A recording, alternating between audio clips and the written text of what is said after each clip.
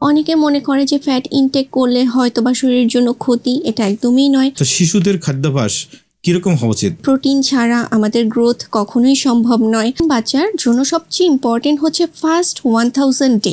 অনেকে আছে সুজি বা সাগু এগুলো প্র্যাকটিস করে থাকে, খুবই ভুল। ব্রেইন ডেভেলপমেন্টের অনেকটা বাধাগ্রস্ত হবে। তো শিশুদের খাদ্যাভ্যাস কিরকম হওয়া উচিত এবং এই খাদ্যাভ্যাস তাদেরকে শারীরিক এবং মানসিক পরিবর্তনে সহায়তা করতে পারে এমন কি কি খাবার তাদেরকে খাওয়ানো উচিত? ধন্যবাদ আপনার প্রশ্নের জন্য। মূলত ছোটোবেলা না, আমাদের জন্মের পূর্ব লগ্ন থেকে এই যে নিউট্রিশন সাইকেলটা শুরু হয়ে যায়। যেমন একটা বাচ্চা যখন মায়ের গর্ভে থাকে, সেই গর্ভাবস্থায় মা যে পরিমাণ খাবারটা খাচ্ছে বা যে ধরনের খাবার খাচ্ছে তার উপর ডিপেন্ড করে কিন্তু একটি বাচ্চার মানসিক এবং শারীরিক গ্রোথ ডেভেলপমেন্টটা শুরু হয়। তারপরে জন্মের পরের কিছু ধাপ আছে, যেমন 6 মাস পর্যন্ত আমরা বলে থাকি যে এক্সক্লুসিভ ব্রেস্ট ফিডিং লেভেল। তারপরে আসে আস্তে আস্তে করে তাকে সলিড ফুডের সাথে ইন্ট্রোডিউস করা, এবং এরপরে যখন তার বয়ঃসন্ধি আসে সেই সময় এক ধরনের খাদ্যাভ্যাস। অর্থাৎ আমাদের জন্মের পূর্বলগ্ন থেকে ধাপে ধাপে আমরা যদি ফুড ইনটেকটা, আমাদের পুষ্টিটাকে নিশ্চিত করতে পারি, অবশ্যই তার সব ধরনের ডেভেলপমেন্ট খুব ভালোভাবে হবে, বিকশিত হবে। সেক্ষেত্রে প্রথমে বলতে চাই, যখন একটি বাচ্চা গর্ভাবস্থায় থাকে, অম্বে থাকা অবস্থায় একজন মায়ের অবশ্যই পুষ্টি বিষয়টা খুব গুরুত্বপূর্ণভাবে নিতে হবে। সেক্ষেত্রে তাকে সবসময় পুষ্টিকর খাবারের মধ্যে যেমন আছে ডিম, দুধ, প্রোটিন ইনটেকটাকে নিশ্চিত করতে হবে। কারণ প্রোটিন ছাড়া আমাদের গ্রোথ কখনোই সম্ভব নয়। আমাদের বৃদ্ধির জন্য, ক্ষয় পূরণের জন্য, এমনকি নতুন যে সেলগুলো ডেভেলপ হবে বাচ্চার জন্য, তার জন্য কিন্তু পুষ্টির দরকার, প্রোটিনের দরকার। একই সাথে একজন মাকে শর্করার উপর গুরুত্ব দিতে হবে, যে সে ভাত ঠিক মতো খাচ্ছে কি না, এবং শুধুমাত্র যে ভাতের মধ্যেই কার্ব আছে তাই নয়, আলু, বিভিন্ন ধরনের ফল যেমন কলা, এগুলোর মধ্যেও কার্ব আছে। একই সাথে তাকে নিশ্চিত করতে হবে ফ্যাট ইনটেক হচ্ছে কি না।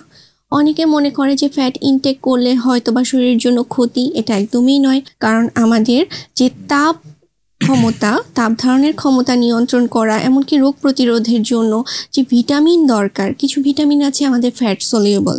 আমরা যদি ফ্যাট পরিমাণ মতো ইনটেক না করি, তাহলে দেখা যাবে যে এই মিনারেলসের এবং ভিটামিনের ঘাটতি হবে।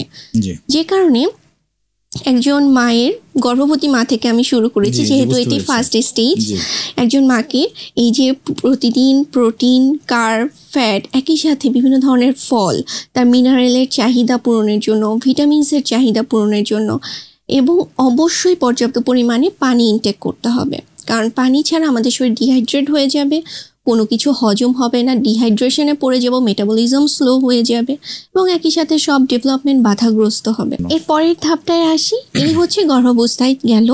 এবং এই সময় কেন বলছি আমি প্রথমে, কারণ গর্ভাবস্থায় একজন মাকে যেভাবে করে আমি ট্রিট করব, সে যেরকম খাবার খাবে, পরবর্তী স্টেজে বাচ্চা কিন্তু সে ধরনের খাবারের প্রতি সে ঝুঁকে থাকবে বা সেই খাবারগুলো সে পছন্দ করবে।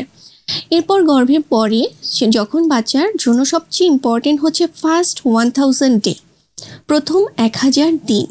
কেন বলছি?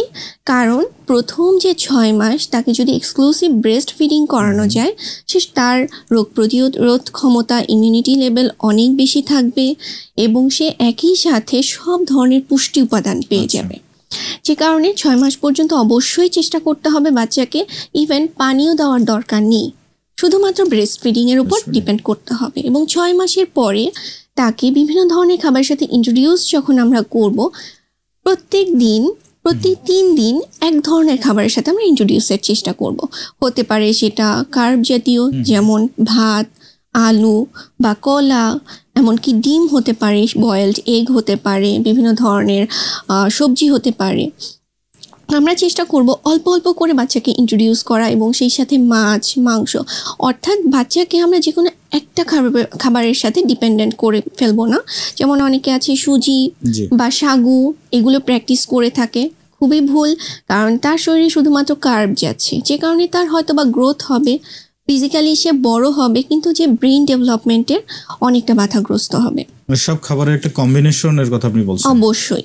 এবং 7 থেকে 8 মাসে আমরা চেষ্টা করতে পারি যে খিচুড়ি দিতে, কিন্তু অবশ্যই আমরা বড়রাও যেমন একই ধরনের খাবার প্রত্যেক দিন দিলে একটা অনীহা চলে আসে, তাই বাচ্চাকে করতে হবে কি বিভিন্ন ধরনের খাবার মিক্সড করে এবং তার স্বাদ যেন আমরা চেঞ্জ করতে পারি।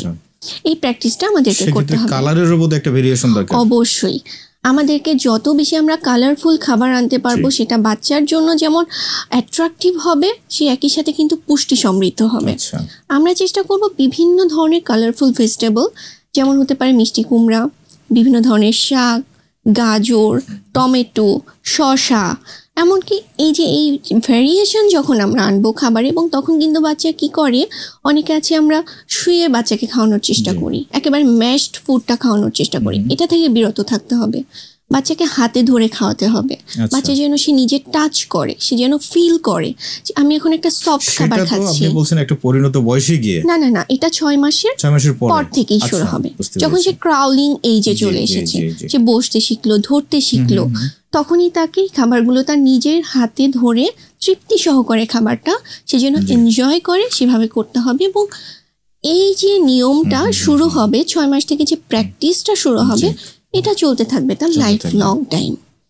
যেমন সে 2 বছর 3 বছর একই, আমরা শুধু কি করব, খাবারটাকে তার শক্ত খাবার আস্তে আস্তে করে ম্যাশি খাবার থেকে আর একটু হার্ড ফুডের দিকে এবং নর্মাল ফুডের দিকে তাকে ইন্ট্রোডিউসের চেষ্টা করব।